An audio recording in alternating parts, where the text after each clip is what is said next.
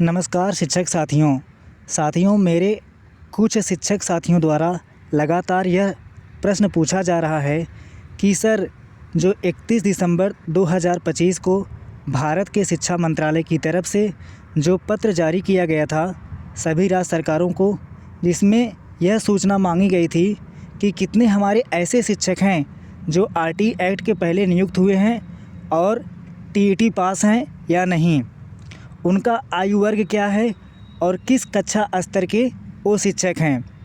तो साथियों, ये जो सूचनाएं मांगी गई थी शिक्षा मंत्रालय की तरफ से, इसका वास्तविक अर्थ क्या है।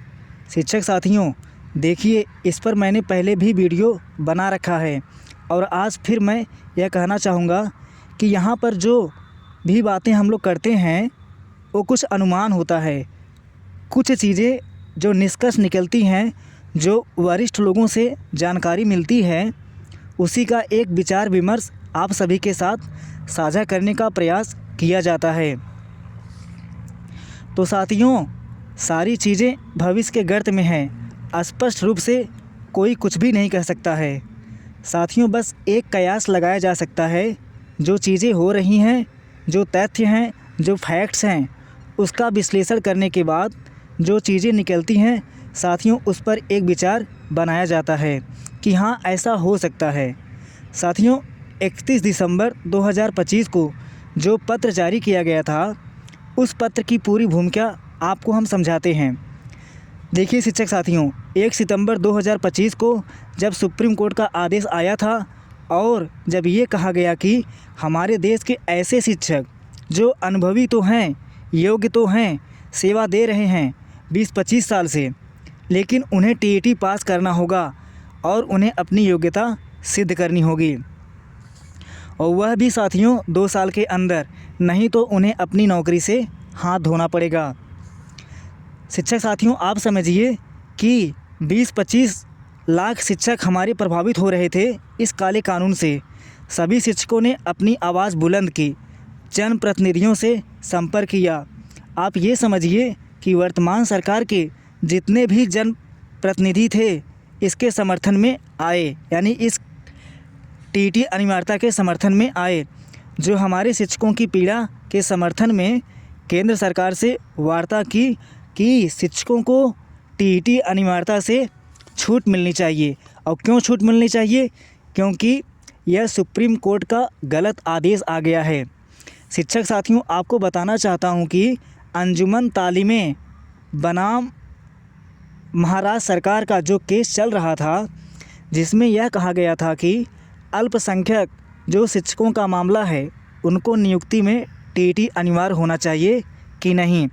साथियों, यहाँ पर अल्पसंख्यक विद्यालयों के शिक्षकों के लिए टीईटी अनिवार्यता की बात चल रही थी, लेकिन साथियों देशव्यापी शिक्षकों के लिए टीईटी अनिवार्य कर दिया गया, जबकि जो शिक्षक नियुक्त हुए हैं वह अपनी वर्तमान उस समय की जो उनके सिलेक्शन का प्रोसीजर था उसे उन्होंने प्राप्त किया है, तभी तो वह शिक्षक बने हैं।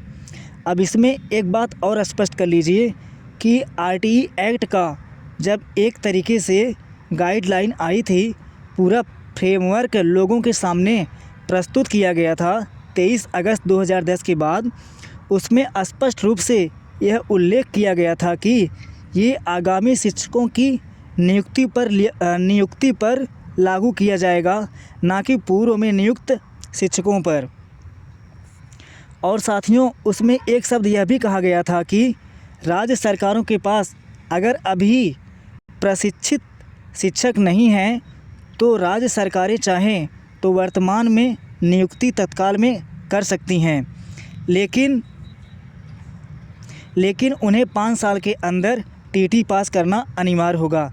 तो शिक्षक साथियों, इसके बाद आप ये समझिए कि इसमें लगातार अमेंडमेंट होते रहे।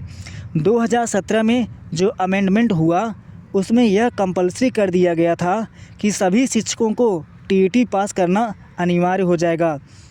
साथियों, कहीं ये बातें भी निकल कर आ रही हैं कि उन सभी को प्रशिक्षित करने की बात की गई थी, ना कि टीईटी पास करने की बात की गई थी।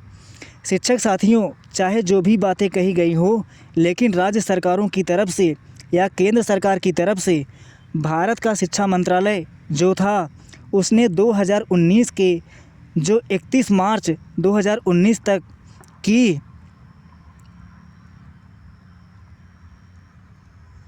डेट थी उस पर कोई एक्शन नहीं लिया गया और सीधे सीधे 2025 आ गया। साथियों, अब 2025 में सुप्रीम कोर्ट में अंजुमन तालीम बनाम महाराष्ट्र सरकार का केस जाता है जिसमें अल्पसंख्यक शिक्षकों की नियुक्ति का मामला होता है। लेकिन उन्होंने कह दिया कि नहीं भैया, जो गाइडलाइन है इसके अनुरूप तो सभी को टीईटी पास होना चाहिए। और 2017 के अमेंडमेंट को मानते हुए सुप्रीम कोर्ट ने यह कह दिया कि आप 2 साल के अंदर टीईटी पास कर लीजिए।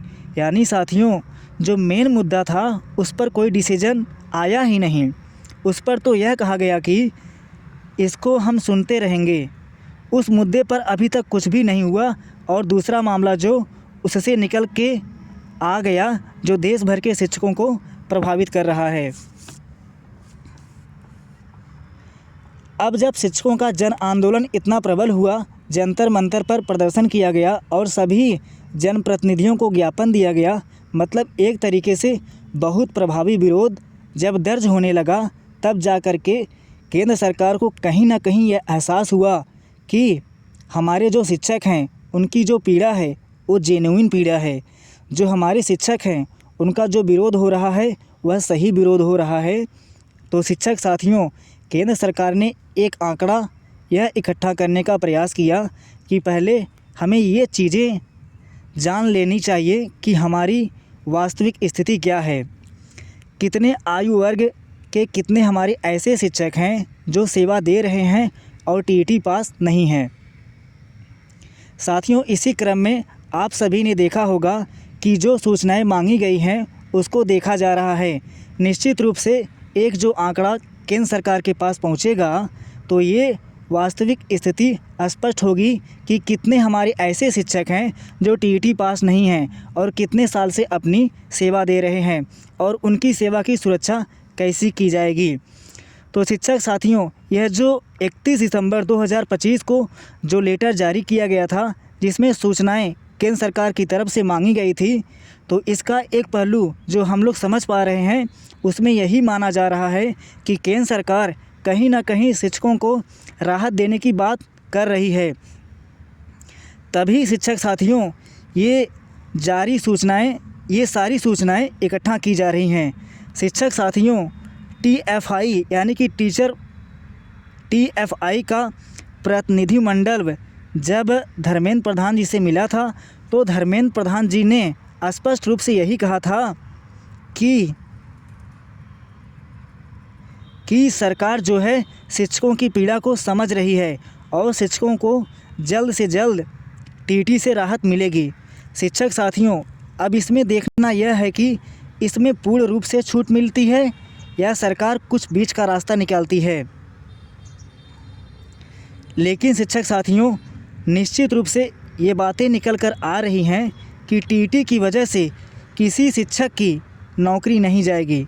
तो शिक्षक साथियों, 31 दिसंबर 2025 का जो लेटर जारी हुआ था उसका संपूर्ण विश्लेषण आप सभी के साथ साझा करने का प्रयास किया। तो साथियों, ऐसे हमारे जो भी शिक्षक साथी हैं जो थोड़ा सा परेशान हैं, वे अपने मन को धैर्य में रखें, निश्चिंत रहें, आप सभी को टीईटी से छूट अवश्य मिलेगी। शिक्षक साथियों, मामला कुछ और ही था और मामले का रुख कुछ और ही पकड़ लिया। मामला गया था अंजुमन तालीम बनाम महाराष्ट्र सरकार का और ये टीईटी अनिवार्यता पूरे देश पर लागू हो गई। लेकिन शिक्षक साथियों, जहाँ तक मेरा अनुमान है, आप लोग बिल्कुल धैर्य बना कर रखें। आप लोगों को साथ जल्द से जल्द टीईटी से राहत मिलने का काम सरकार खुद करेगी। तो शिक्षक साथियों, यदि मेरे द्वारा दी गई जानकारी आपको अच्छी लगी हो तो प्लीज़ चैनल को सब्सक्राइब कर लें और बेल आइकन को भी प्रेस कर लें, जिससे मेरे द्वारा दी गई कोई भी जानकारी आपके पास जल्द से जल्द पहुंचे। और हाँ शिक्षक साथियों, यदि आप हमारे चैनल पर नए आए हैं तो कृपया चैनल को सब्सक्राइब कर लें और वीडियो को लाइक और ज़्यादा से ज़्यादा शेयर करें। जिससे मेरा भी मनोबल ऊंचा उठे और मैं आप लोगों के लिए टीईटी अनिवार्यता से संबंधित नए नए मुद्दे पर वीडियो बना सकूं और जो भी जानकारी हो वो आप लोगों के साथ साझा कर सकूं। तो शिक्षक साथियों, मुझे जहां तक लगता है कि रिव्यू पिटीशन की डेट 10 से 15 दिन में लिस्टिंग हो जाएगी। रिव्यू पिटीशन ही क्लियर करेगी कि शिक्षक साथियों, इतना मान के चलिए, रिव्यू पिटीशन के बाद ही सरकार इस पर कुछ निर्णय ले सकती है। मुझे जहाँ तक लगता है कि रिव्यू पिटीशन से ही आपको राहत मिल जाएगी। तो शिक्षक साथियों, आज के सेशन में बस इतना ही। मिलते हैं नेक्स्ट वीडियो में एक नई जानकारी के साथ। तब तक के लिए धन्यवाद।